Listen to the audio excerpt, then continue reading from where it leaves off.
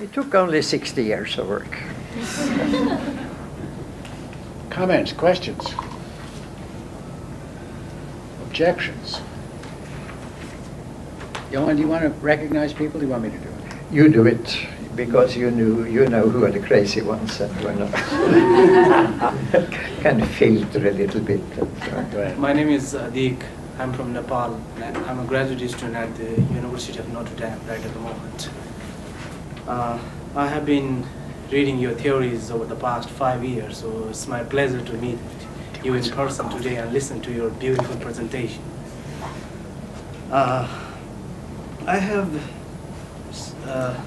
two questions so far. Like I take one at a time, so just start with the first one. Yeah, you mentioned that you don't like to hear the word post-conflict. Even how do you define the phase, like after the agreement? Normally what we are seeing is a peace process normally, enters in another stage after a peace agreement. So how do you define that period? And another thing, what I understood is you relate the conflict in terms of this Marxist perspective or the progressive perspective, like the gap between haves and the have-nots, and your idea is to focus on basically the basic needs of the people. I think I don't know. I'm not sure of that. If I understood. No, you're correctly. absolutely right. If it is the case, how do you analyze the current conflict, especially in the Asian region, like the identity-based conflict? Look at the scenario in Nepal, look at the scenario in Tibet, look at the scenario in Kachin conflict in Myanmar, and even in the Mindanao in Philippines. So how do you define this conflict, in terms of your theories so far? This is my question. Very well put. Thank you. I have been invited to Nepal 3 times, and when I was there first time, and let me say, you see, the trick when you're in my position is never to be invited by the parties and not to accept any travel money or anything from anyone. So it was the Nepali Human Rights Commission. Yeah, I know. They did a marvelous My job. friends say, they Marvelous job. It was 1 week, and we had Maoists and royalists lined up outside my hotel, and I was working about 14 hours a day. And I identified 11 basic conflicts in your country. And you can take them. I mean, one was caste versus casteless, one was Kathmandu versus the rest of the country, one was India versus Nepal, and the right to drive in and steal antiques without being even stopped at the border. One was the Nepalese versus the non-Nepalese, and so on. You can say that they divide in 2 groups: class or caste and nation. There was a nation problem. And I then came up with solutions like lifting the bottom up, and solutions like a federal republic where parts of the federation would be non-Nepali and carry non-Nepali names, not geographical names. You see. So,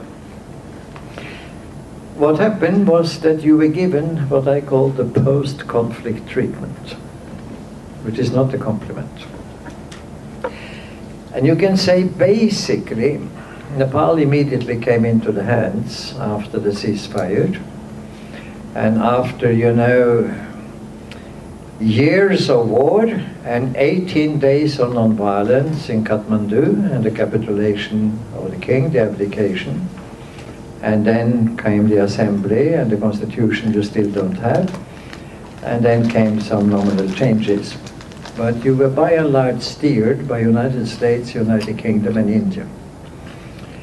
And I was sort of saying, whenever you find that these 3 gentlemen, 3 ambassadors have lunch together, send a group of Nepalese to break it up. Because I can guarantee you that nothing good will come out of it. But my point was, of course, this: they had only one concern.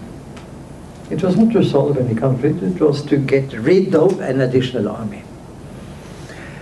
They practiced the, if you will, Max Weber doctrine, that the state is an organization with monopoly on ultimate violence, meaning army. There is space in one state for only one army. Their point was the so-called DDR, dismantling, disarming, and reintegration of the Maoists. Then they instituted political parties at the top and corrupted them. And the Maoists at the top very quickly forgot their 40-point manifesto, which I think was by and large excellent, but written in a horrible Marxist jargon. I asked them to translate it into normal human language. Because if you write in that jargon, you can be sure that nobody will read it. But that didn't happen. And the situation was defined as post-conflict, because there's no longer an additional army. And the former RNA, the Royal Nepalese Army, which is no longer royal, was given all the toys they wanted. ENA, only Nepal Army now. They are doing fine. They're doing fine. Congratulations. That's the post-conflict treatment. But I could go into much more detail, but you know it to boredom, and I know it. And I can also maybe whisper to you a couple of things you don't know. Remember, I have access.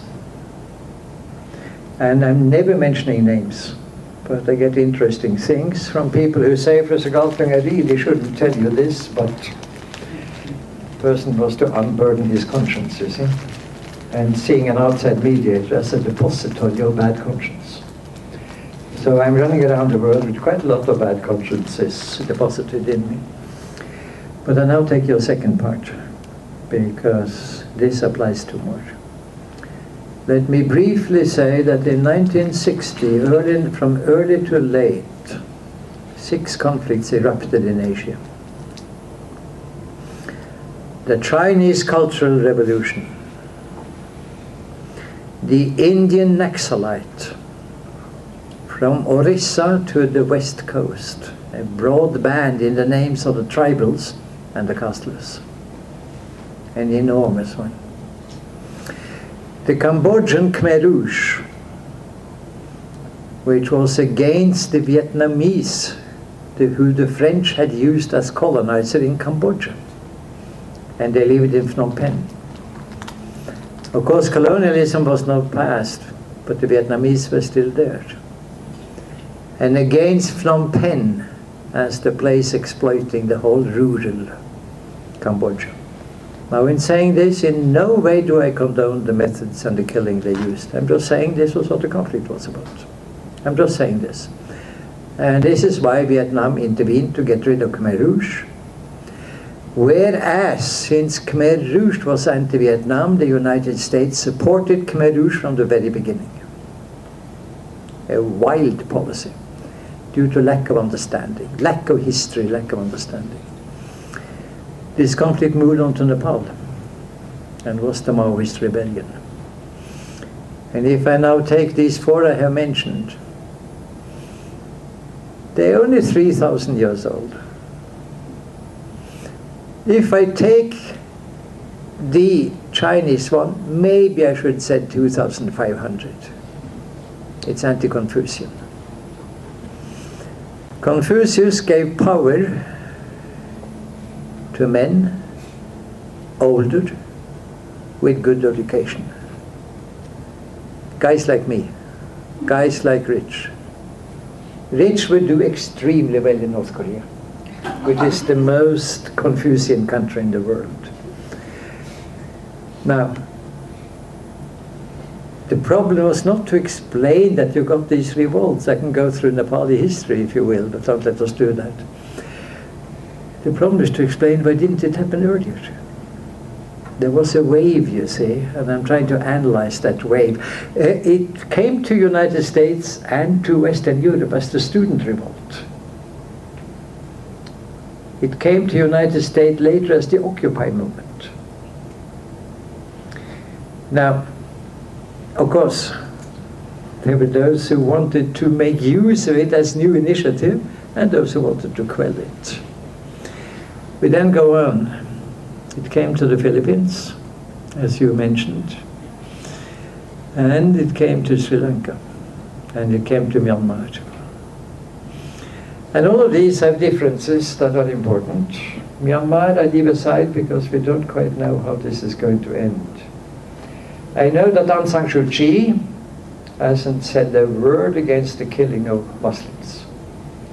Aung San Suu Kyi is an upper-class Burmese with strong Western roots, canonized by the West. I don't say that I would like to see her non-existing. I'm just saying that that was a fake, false departure from the beginning. And we now see her, of course, celebrating the army, because that was also the army of her father. And going to Sandhurst to sort of get the records and things of that kind. But leave that aside. My point is that they were given the post-conflict treatment. In the Philippines, you have one-class conflict, which is tremendous. It's against feudal society, capitalist society. You have a nation conflict between Moros and Christians in Mindanao that you mentioned. It's off and on, off and on, off and on. And let me say that since I have participated in all of these conflicts with proposals, and since you mentioned explicitly Mindanao, my suggestion was the following. Negotiate less with the government and more with the Christians.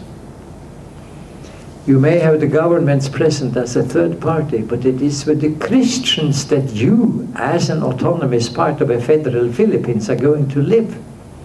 You have to clear the ground with them. If you don't do that, they will have vigilantes killing you. The government might be there as a three-party. Incidentally, this is the Nordic tripartite formula which we always use. Always three-party. With the government pretending that it is objective, which of course it is not. But it's not totally unobjective. In Sri Lanka, the solution was to kill them. Genocide against the Tamils. They had been horrible. And my prognosis is, of course, that they will come back. The Tamil Elam is firmly imprinted on their mind, and there's no reason why you couldn't give to the Tamils what New Delhi finally gave to the Tamils in Tamil Nadu. No good reason. But I know the reason you have, namely that you Buddhists in Sri Lanka think you are chosen by the Lord Buddha with a promised land called Sri Lanka. And for you, the Tamils are just the opposite. And that they go back to the Hindu-Buddhist antagonism 2,500 years ago. So we have chosen people, promised land coming up again. And this tallied very well with the Anglo-American doctrine, Israeli too, of getting rid of an alternative army. So I call that post-conflict treatment, and the only one of these 6 countries that solved the problem was China. Everybody denounced the Cultural Revolution. Phim and I did in 73. We met with a number of gentlemen high up, whom we actually, between the two of us, called Peking ducks. Very macho, very patriarchal, very much so. Making fun of it and denouncing Mao Zedong's wife and all of it. In today's China, everybody denouncing the Cultural Revolution. And there are women all over the place. There are young people all over the place. There is West China all blossoming, and at the same time an enormous distribution of education. A fantastic victory for the Cultural Revolution, but don't say it. For heaven's sake, denounce it, denounce it, denounce it. But it came. And what I'm saying now is the Chinese atmosphere about it. All the other 5 led to no conflict resolution at all, but to efforts to get rid of an alternative army. So this is my answer to your excellent questions. We can go into details if you want after this. Sorry for long answers, but you see, when you have such important questions, Okay, it's your fault. next one. Yes. Thank you so much, Professor Galtung. Like my colleague, I've been reading your work and I'm so fascinated to see you. But my question, I just ask you one, I had two. I ask you one of the burden that this program suffers is conflict analysis and resolution is the balance that you talked about between the rigor requirements of academics and then the practice part of it, which brings in the raw emotions from the actual people who are suffering in the actual process itself. So how do we resolve that tension? One side, academic rigor requirements, and then two, the emotions part that we can't probably as academicians, we can't even survive even a single day or even a single hour. So how do we resolve that tension? Well, this is, I'll not mix into internal affairs. But I mean, the point is, of Mix all course, you like. so I'm not talking about I-card, S-card, but I'm just talking about in general terms. And let me say, you balance DP and T in the teaching. In other words, nothing wrong with analysis. Of course you have to do that. And if you are analyzing a situation, I would say go into the A, B, and C of the conflicts in the place. Which are the incompatibilities? What are the attitudes to each other? How do they behave to each other? But of course there's much more to say, but I think the ABC triangle is a good beginning. Then you start making prognosis. Much more difficult. I am boasting about my own prognosis in the book A Theory of Peace in the annex to the part 1. And let me then tell you the methodology, because this has to do with methodology. You have, in my view, two basic schools of thinking about social affairs in the world. One is Western social science, which is Aristotelian Cartesian. And the other one is Taoist. It is Taoism. It's of course much older. Aristotle, that was the 3rd century before Christ. And then the 16th century after was Descartes. Taoism is, let us say, in that version, 2,500 years old. It was Lao Tzu. But Lao Tzu was drawing on I Ching, which was a much older tradition, with yin yang and all that stuff. And I can explain Taoism to you in less than 1 minute. There are two basic points. If you want to analyze something, be holistic. If you want to analyze the Arab Spring, for heaven's sake, don't think it starts with somebody putting himself on fire and then spreads towards the east. It's part of a holon. And maybe that holon has to do with the 3 empires that were encroaching on the Arab nation. Point 2, identify the contradictions inside that holon. What are forces and counterforces? And then point 3, contradictions have a way of working. There may be one side and the other side, let's call them yin and yang. And if yin is dominating, yang is coming, my friend. You have to identify them. They could meet in the middle, it's called balance. And if that balance has been reached, a new contradiction will come. And I always quote my experience at the post office at Princeton University, where there was a black guy who had a stentorian voice. At that time we didn't draw slips or things of that kind, we were just messing around outside the postal clerks, and he said, "Next!" And the history is shouting, "Next!" When that contradiction has become balanced, the next one comes up. And the Chinese say there is only one human thing without contradiction. It's called a corpse. Wherever you have anything organic, you have it. Now, I have little bit more than 1 minute, but giving you the essence of it. If you want a Western name, Giambattista Vico, V-I-C-O, who was a stern critic of Descartes, saying Descartes is only observing. I'll tell you what we human beings are doing. We are creating. There is only one social science. It's called history.